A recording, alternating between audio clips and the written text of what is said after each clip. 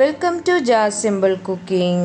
இன்றைக்கி நாம் east, soda, வெந்தயம், உளுந்து, சாதம் எதுவுமே யூஸ் பண்ணாமல் ஆப்பம் எப்படி சாஃப்டாக பண்ணுறதுன்னு பார்க்கலாம். அதுவும் கம்மியான இன்க்ரீடியன்ஸ் வச்சு தான் பண்ணியிருக்கேன். வாங்க எப்படி பண்ணுறதுன்னு பார்க்கலாம்.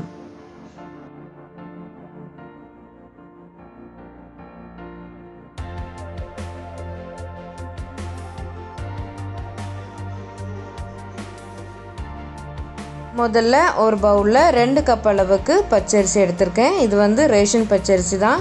நீங்கள் எந்த பச்சரிசி வேணாலும் யூஸ் பண்ணிக்கலாம்.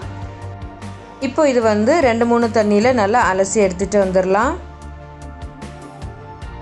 இப்போ இது நல்லா அலசி எடுத்தாச்சு. இப்போ இதில் தேவைக்கேற்ப தண்ணி சேர்த்து ஒரு 3லேருந்து 4 மணி நேரம் நல்லா ஊற வச்சிடலாம்.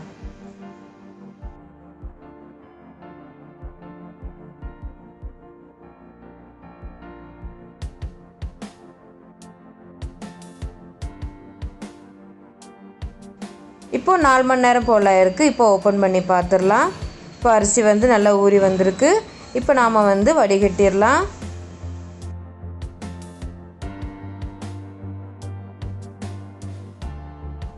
இப்போது அரிசி நல்லா வடிகட்டி எடுத்தாச்சு. இப்போ நாம் இதை நைஸாக அரைச்சி எடுத்துடலாம். அதுக்காக ஒரு மிக்ஸி ஜார் எடுத்துக்கோங்க. இப்போ நாம் ஊற வச்ச அரிசியை இதில் சேர்த்துடலாம். நான் 2 கப் அரிசியும் சேர்த்துட்டேன். இப்போ இதில் 3/4 கப் அளவுக்கு தண்ணி சேர்த்துடலாம். சேர்த்துட்டு நல்லா நைஸாக அரைச்சி எடுத்துக்கோங்க. இப்போது இது நல்லா அரைச்சி எடுத்தாச்சு. இப்போ நாம் இதை ஒரு பாத்திரத்துக்கு மாற்றிடலாம்.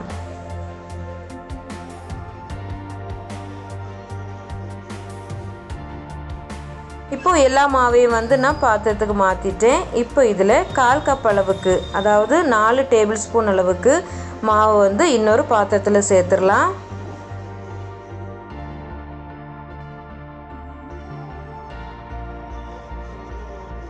சேர்த்துட்டு இப்போ இதில் 1 கப் அளவுக்கு தண்ணி சேர்த்துடலாம். சேர்த்துட்டு இது நல்லா வேக வைக்கணும். இப்போ இதை ஸ்டவ்வில் வச்சு நல்லா கலந்து விட்டுக்கோங்க. ஃப்ளேமை மீடியமில் வச்சு இது ஒரு பேஸ்ட்டு மாதிரி ஆகிற வரைக்கும் நாம் இதை நல்லா வேக வச்சிடலாம். இப்போ மாவு நல்லா வெந்துடுச்சு. இப்போ நாம் ஸ்டவ்வை ஆஃப் பண்ணிடலாம். அதுக்கப்புறமா இது நல்லா ஆற வச்சுக்கோங்க. இப்போது இந்த மாவு நல்லா ஆறிடுச்சு.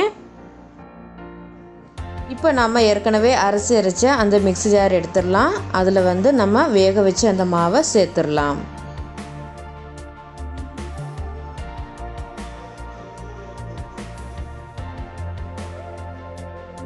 இப்போ இதில் 2 கப் அளவுக்கு துருவின தேங்காய் சேர்த்துடலாம்.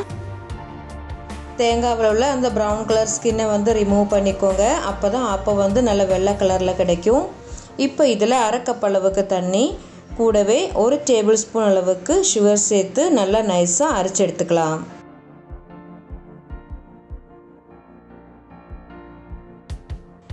இப்போ இது நல்லா நைஸாக அரைச்சி எடுத்தாச்சு. இப்போ நாம் இதை நம்ம ஏற்கனவே அரைச்சி வச்சுருந்த மாவில் சேர்த்துடலாம்.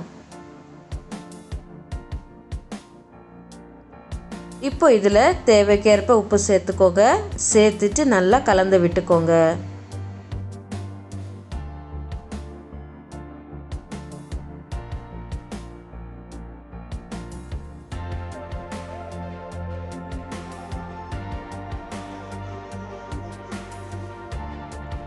இப்போ உப்பு சேர்த்து நல்லா கலந்து விட்டாச்சு.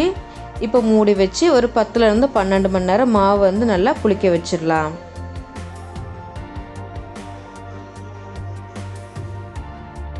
இப்போ 12 மணி நேரம் போல் ஆயிருக்கு. ஓப்பன் பண்ணி பார்த்துடலாம். மாவு நல்லா பொங்கி வந்திருக்கு. இப்போது கலந்து விட்டுக்கோங்க. நம்ம ஆப்பம் சுடுறதுக்கு ஒரு அரை மணி நேரத்துக்கு முன்னாடி இப்படி நல்லா கலந்து வச்சுக்கோங்க. மாவு கரெக்டான பதத்துக்கு இருக்குது. நம்ம நேற்று அரைச்சி வச்சதை விட இப்போ மாவு நல்லா கெட்டியாக வந்திருக்கு. உங்களுக்கு தண்ணி ஏதாவது தேவைப்பட்டுச்சுன்னா லைட்டாக சேர்த்துக்கோங்க. இல்லைனா தேங்காய் தண்ணி கூட நீங்கள் யூஸ் பண்ணிக்கலாம். இப்போ அரை மணி நேரம் போல் ஆயிருக்கு. இப்போ ஒரு ஆப்பக்கடாயில் லைட்டாக எண்ணெய் தடவிக்கோங்க. ஆப்பக்கடாய் சூடானதுக்கப்புறமா ஃப்ளேமை லோ டு மீடியம் வச்சுக்கோங்க. இப்போ இதில் ஒரு கரண்டி மாவு சேர்த்து நல்லா சுற்றி விட்டுக்கோங்க.